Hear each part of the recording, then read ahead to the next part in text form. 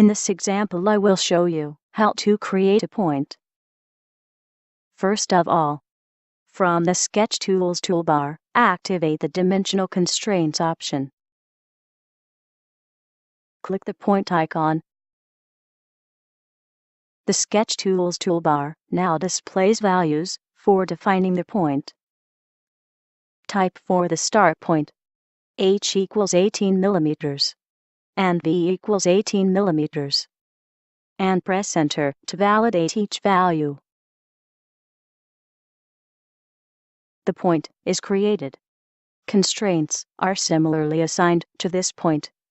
That's because we previously activated the Dimensional Constraints option. OK then. Now, if you want to edit the value for this constraint, then double-click one of them. As you see, the Constraint Definition dialog box appears.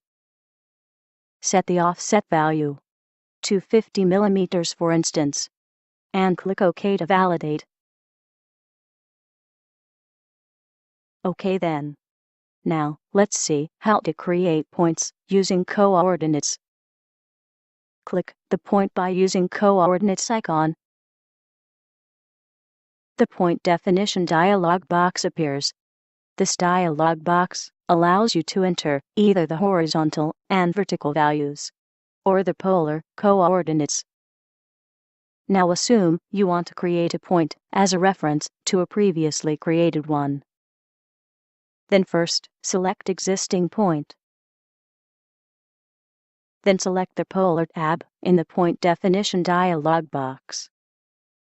And type in the fields, for instance, radius equals 30 mm, and angle equals 30 degrees.